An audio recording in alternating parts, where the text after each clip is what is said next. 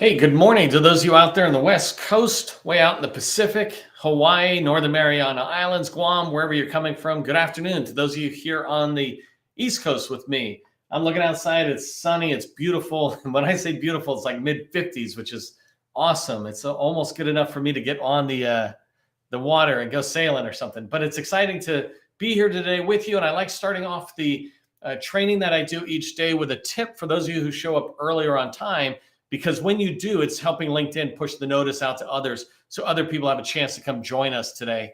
But I wanted to share a tip with you. And today's tip is coming out of, by the way, I don't know if you've seen, I've got these notebooks at GovCon Chamber of Commerce, and someday I should actually hand them out or something. But I call it the joke book because I got this from comedians. They'll go places, and I first heard this with Jerry Seinfeld, where he'll write jokes down, he'll go in, tell the jokes a little bit through his career in little dive comedy shops, and he would tell these jokes, and the ones that would work, he'd circle them and keep them, and the ones that didn't, he would cross them out, or he'd try to change them to get them working. Well, for me, as I do training and as I speak, as I'm telling whatever I tell to my customers, whoever that is, whether I'm communicating with government or industry, et cetera, there's certain things that I write down. And so one that I wanted to talk about today is this, because it fits so much with today's training, is this quote. And I don't know where I got the quote. It's one of the things that I like doing, is not writing down actually where I got it from, just acknowledging that it is not me, it's somebody else who said, you don't learn, then start. You start and then learn. So the quote is, you don't learn, then start. You start and then learn.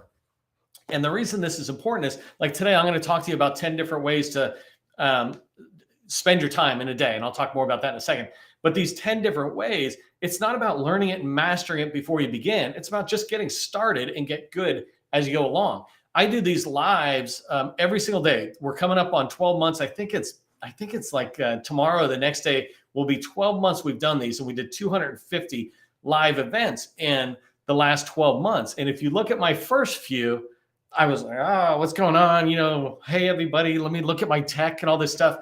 And now, despite the fact that I just had 2 hiccups the last 2 days, now we've got a pretty good rhythm. We're really trying to come in, communicating concisely what our training tip is and give you something of value. So when you go away, you have something you can do this very day that'll move forward. So it's just a tip for those of you who show up early as a thank you, something to put in your mind that is related to what we're doing, but a separate tip that just remember, you don't learn, then start. You start and then learn. Speaking of that, let's get started with our training. So let me turn off my scroll bar there at the bottom. I see those of you putting stuff in chat. I appreciate that and the engagement there. So let's go ahead and get started on the training. Today's training, we're going to talk about how women-owned small business owners can increase your sales with just 30 minutes a day. And really, these tips are going to be for anybody in a woman-owned small business. In particular, we like to focus on women-owned small businesses here in March while we're in Women's History Month, and in particular, women-owned small businesses in the government contracting space. Government contracting is just a numbers game. I say this a lot, that it's a numbers game. It's not about charisma. It's not about charm. It's about doing the right things the right way and enough of the right things. In this training, I'm going to share 10 ways that you can spend 30 minutes each day on a particular task that will increase your sales, right? It's not about a particular opportunity, but it's an overall habit or task that you're going to be working on. Aristotle says, I think he's no longer with us, but Aristotle said, we are what we repeatedly do. Excellence then is not an act, but it's a habit, right? The quote is, we are what we repeatedly do. Excellence then is not an act, it's a habit. And that's what I want to teach you, is introduce you to the knowledge about a habit. And then when you practice it, you will begin to get excellent at it, right? I'm going to share with you 10 skills that you can do repeatedly throughout the year, every single year. But if you do these habits if you do these skills, execute these skills, do the right thing the right way, and if you do it repeatedly, they're going to turn into habits that will then help your business grow. And that's what I want for you, is to have you be able to have the skills that will be able to grow your company. So if you're ready to focus on habits today that can help you, put habits into the chat. Let me know that you're along for the ride. And by the way, thanks for those of you who are putting in your city and state where you're coming from. That's always good. If you don't know who I am, my name is Neil McDonnell. I'm the president of the GovCon Chamber of Commerce. Welcome to my daily federal sales training where I teach tips for success in the federal market. I spent 20 years as a small business owner in the federal market with 2 different government contracting firms. And since 2018, I've been teaching people like you that government contracting is not a secret. It's just a process. A process goes from A to Z. And when we follow the process, we have repeatable, predictable results. And that's what I want for you. And I know it's what you want for yourself. If you're not already connected with me on LinkedIn, or if you're not subscribed to my YouTube channel, do that now so that you can hear about other great information that we share. Before we get started in today's training, do me a favor, help buyers remember who you are. In the chat or the comments, put your company name and your core competency, 2 or 3 keywords, right? You can say workforce development, and that's 1 keyword. So put 2 or 3 keywords in that describe your core competency so buyers, so I, and so others in this community can know what you do and what you sell, and they know about you. Finally, I wanted to say thank you to our sustaining members. We don't take any federal dollars. No large prime contractors sponsor us. Sustaining members like you are the ones who make these trainings possible for all small businesses out there, including people who are just getting in. So I really appreciate the fact that you're a sustaining member.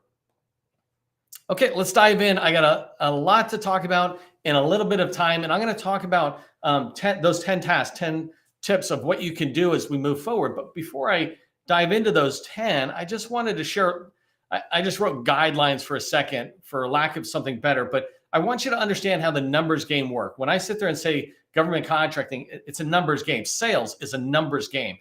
You need to do the right things the right way, but enough of the right things. And so an example might be picking up the phone and calling people, right? You need to do enough of that. And when you call enough people, you could eventually be calling 1,000 or 2,000 or 5,000 people in a year. That's very doable. And it's not just all on the owner of a company, right? As you start making more money, you hire somebody, and you should expect somebody that you hire who's in sales to easily be making 2,000 to 5,000 calls a year, right? So it's not just all on us business owners. That's what salespeople should be doing. Another example is an RFI. If I sit there and say you want to write an RFI response, the way the numbers game works is if you write 1 in a year, that's pretty much no one's going to know who you are. If you write 1 a month, now you're starting to get a little bit visibility. If you start writing 1 a week, you're writing 52 RFI responses in a year. Imagine the visibility you will have if you're writing RFI responses to 1 really strong core competency that you have experienced. Imagine if you wrote an RFI response every single day. Now, if you're one of those people who are listening to that, you go, I can't write, like who could ever write RFI responses every single day? How could there possibly be that many RFI responses out there?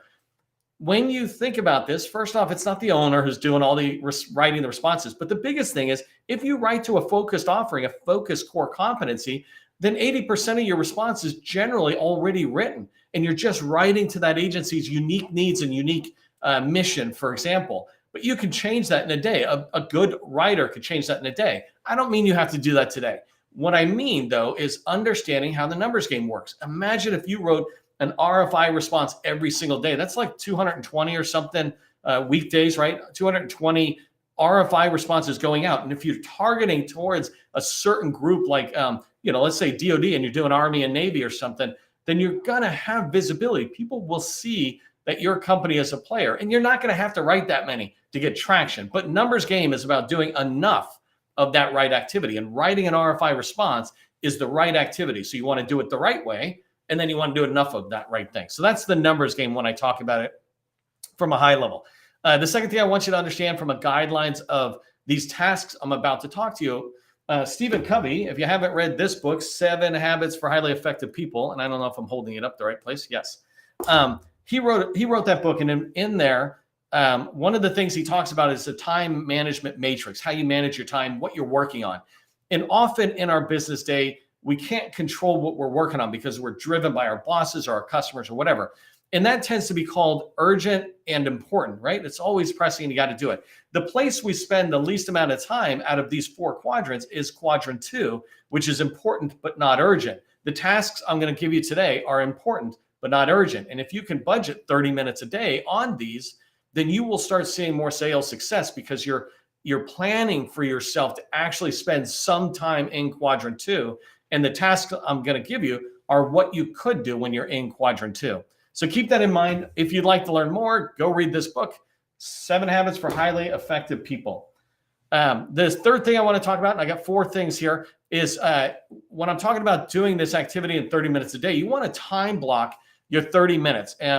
It's about, in this particular case, it's about the time spent. You want to make sure you're spending 30 minutes in there, and you've got a block, right? You can easily expand this number, by the way, to an hour or 2 hours. If you're a full-time salesperson, you should be expanding in hour chunks. But you want to have a 30-minute time block, and you want to have it the same time every single day.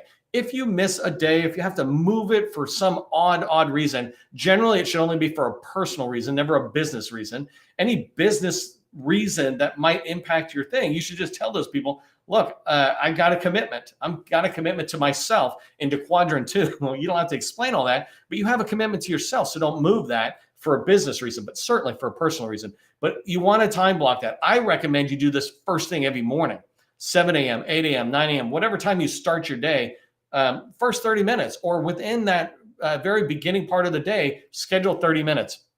So block that time out, put it on your calendar, and go out. And you can just put it on your calendar and call it quadrant 2.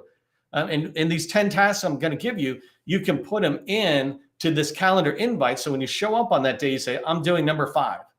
So what I'm about to show you, by the way, you don't want to do them all. And this goes into my 4th guideline, is just pick one of the 10 that I'm saying for that day and dive into it.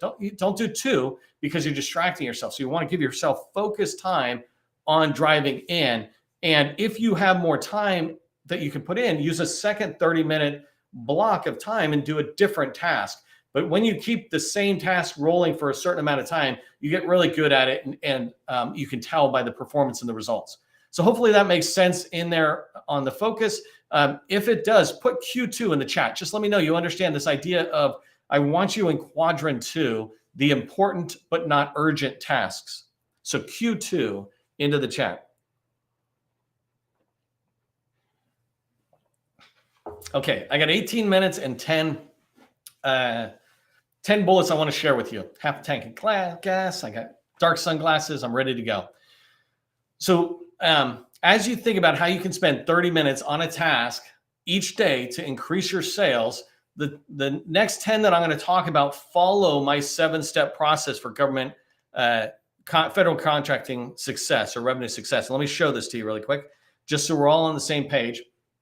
So whenever I think about tasks, if it doesn't touch on one of these 7 steps in the process, then why am I working on it, right? And so I keep trying to align myself back to this activity. The only activity that'll fall into this that doesn't have the word like research is visibility. But visibility is this activity that goes on every one of these process steps.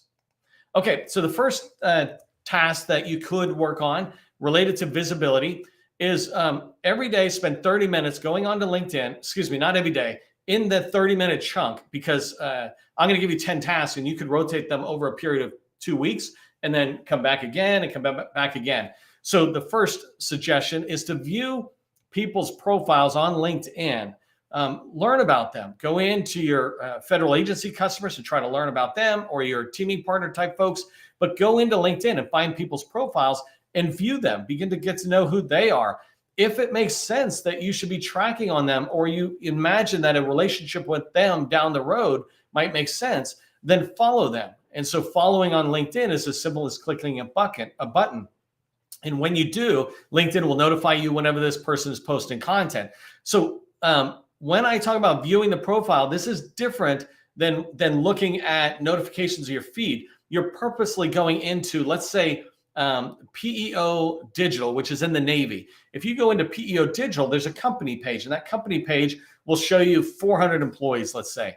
Spend 30 minutes. If that's a target customer of yours, spend 30 minutes looking at those people's profiles, seeing which ones of them are engaging on LinkedIn and putting content out, et cetera. And the ones that make sense that might fit with you, like if you're a SharePoint company and you see in PEO Digital, there's people with SharePoint responsibilities, then follow those folks.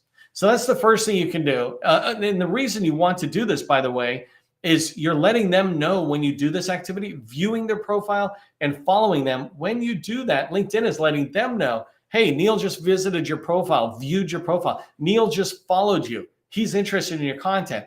And we tend to look back and go, well, who's Neil? Let me go see who that person is. And if your LinkedIn profile is good to go, you'll begin to have a connection. You're starting the process of them knowing, liking, and trusting you.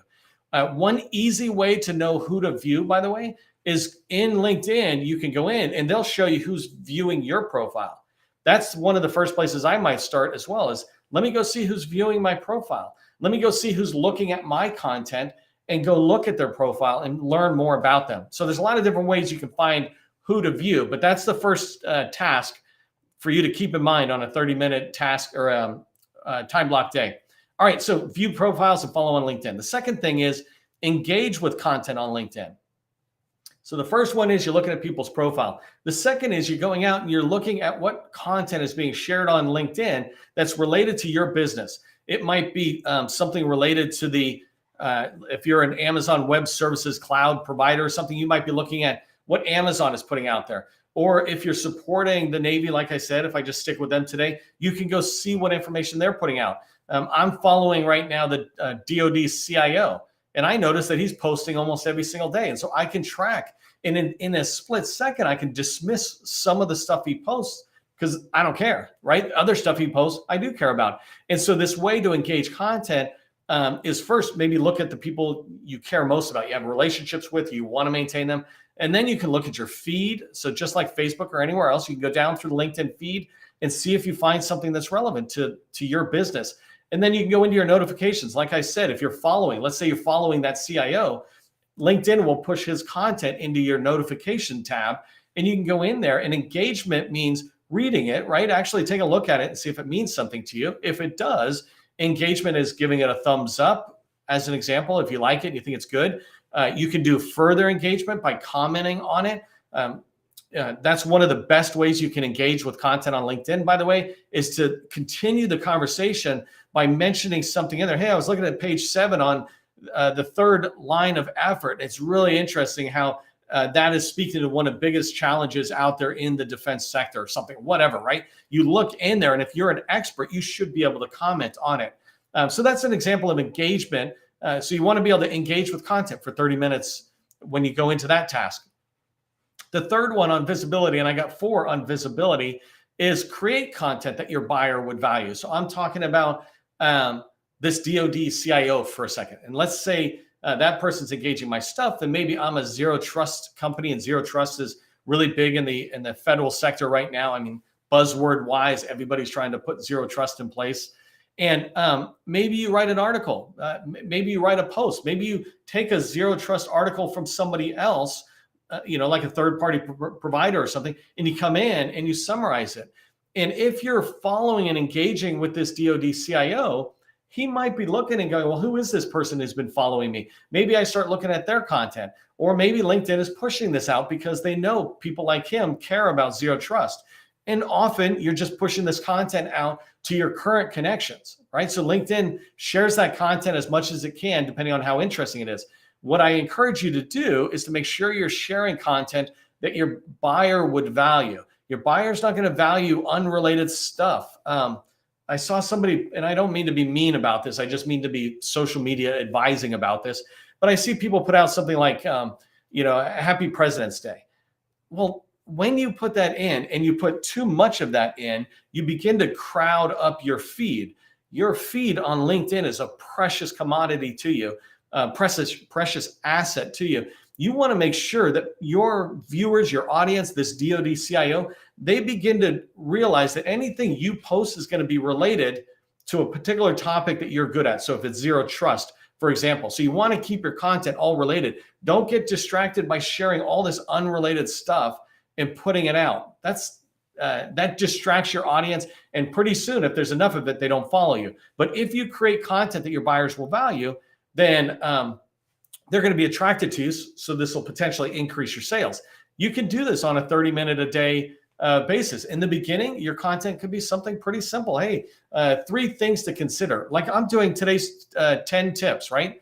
It took me like 30 minutes to put that together. It actually took a little longer because it's a 30-minute session, not a post. But if I was just putting this out as a LinkedIn post, this is a good post and it would have the 10 bullets. That's more than enough. And as you get fancier, you can do fancier stuff. The fourth one is 30 minutes a day you could spend just registering in supplier portals. I have a supplier directory out there that you can get access to. And if you haven't got it, by the way, let me do this one really quick. If you haven't got it, go to the GovCon Chamber of Commerce. But this over on the right-hand side, vendor and supplier portal, it has, I think, like over 100 supplier portals. This is where buyers look. And so you want to download that directory, and you could spend 30 minutes a day registering on the in the portals that matter to you. So certainly every federal agency, if a federal agency sees that you do elevator maintenance and you're in their supplier portal, they might pick up the phone and call you and say, hey, we've got an opportunity. Are you interested in bidding? It might not be your target agency, but you'd be happy to have that buyer calling you. And it's the same thing with the industry side. There's large prime contractors, they all have supplier portals. And so in that directory, you can find them, and once a day for 30 minutes, you can go in and register as many as you can in 30 minutes. Sometimes it might be just one because it's sophisticated. Other times it might be you can do 2 or 3.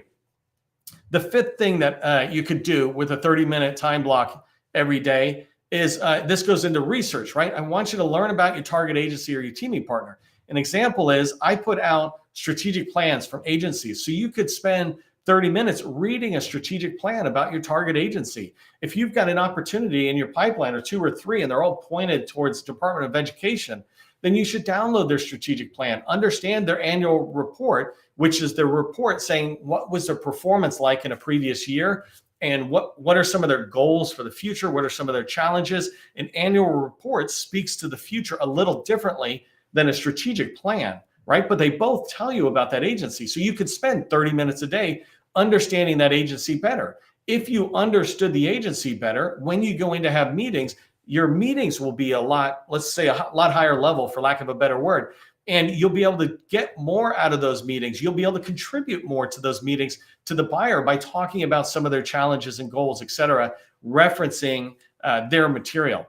The sixth thing is you can, in research, it's research related, find and review sources sought in RFIs. So I talked about that briefly earlier. And so here, it's not about writing RFIs. It's you could spend 30 minutes and go out there. Make sure you've got saved searches out there in SAM. You've got some auto alerts coming to you, but also just get out there and explore.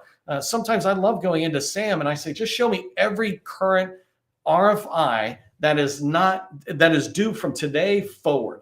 And it might drop 2,000 back to me or something. I don't care. I'll export it to Excel really quick. I'll quickly go through and begin to go, I don't care about these chunk of NAICS. They're all construction. I'm IT services, whatever. But I start whittling it down, and I don't whittle it by keyword or NAICS code. I just get them all, and I slowly start eliminating rows until I see a bunch that might work with me. The reason I like doing it that way is so that I never miss one that is poorly titled, or the NAICS code is just way off than where I think it should be. But you should spend time to find those RFIs and then review them to see if those RFIs and sources sought fit for your company, so that you start putting it into your pipeline along with the proposals that you're trying to write. So that's number 6, find and review sources sought and RFIs. Another way, number 7, that you can spend 30 minutes each day. And remember, all these tasks I'm talking about, you pick one of them for that particular day. But number 7 is related to targeting. And this is just about finding more POCs, new points of contact. So targeting in the 7-step process is about building a list of 100 or 200 people that are in an agency. When I build lists like this, we tend to build them 300 to 500 people. We want to have a whole bunch of people we can constantly be reaching out to and looking for the ones who first answer the phone, right? That's a big deal, the ones you can get hold of. And second, to begin to find the ones that really fit for what we need, whether it's in business development or capture. But you want to keep that targeted list of people you're trying to contact always being built. And so, think about like your gas tank. My wife, we've been together a long time, but she taught me a long time ago. She broke me of this habit of going down to E and then waiting for as long as I could with the light on, right? Now she's got me in the habit of filling up the car tanks before it gets below a half tank. And I love it. It's totally smart. It eliminates the risk of running out of gas for sure. And it's the same thing with a targeted list. You want to constantly be filling that list. And so you could spend 30 minutes looking for points of contact out there. Number 8 and number 9 are about outreach. So number 8 is pick up the phone and call agency points of contact. So you got these targeted lists, you got 100, 200 people. You want to pick up the phone and call these people and try to set up an introduction call or an introduction meeting, excuse me. And so this task, this 30-minute task is just about dialing as many people as you can until you get traction. The way I tell you to do outreach, always make a phone call first and then follow up with an email. If you're just sending an email, then you're basically coming in along with the spam. But if you send a voicemail, I actually heard somebody once say, if I do a voicemail, they recognize my phone number and they'll never answer the phone. If that's happening, then whatever you're saying is wrong or you're calling the wrong person. But if you're the right person for the person you're calling, of course they're going to want to talk to you. And so picking up the phone, leaving a voicemail, and then following up with an email, these are things you can do for 30 minutes, and you can call 10 or 20 people in a 30-minute section. If somebody answers, that's totally fine. Spend the time trying to set up a meeting, and then you come back another day and do another 30 minutes of outreach. But number 8 is about reaching out to agencies. So just reach out to agencies on one day. Another day, reach out to teaming partners or potential teaming partners. And so I might look in the Navy and go, show me 100 people that are working in the Navy, doing business in the Navy. I'll find names and numbers, and I'll slowly begin to outreach and say, hey, I'd love to find out if there's synergy between our two companies. Number 10 is related to capture. And so on this one, you could spend a half an hour, 30 minutes following up on each one of your pipeline opportunities. I hear about this a lot where people make phone calls. They're asking for, hey, what contract vehicle is it going to be on? When's it coming out? Where is it coming out? Things like that. You're trying to get questions answered, but then you let time go. And so what I would recommend is that you're using 30 minutes to look at all of your pipeline opportunities. And by the way, if you have more than 20 or 40, I would submit that you have way too many pipeline items. And I'm just talking about the ones that are, let's say, the next 6 months. But pick up the phone and call those people, or send an email and say, hey, Martha, I'd sent you an email before. I just wanted to follow up, raise it to the top of your inbox.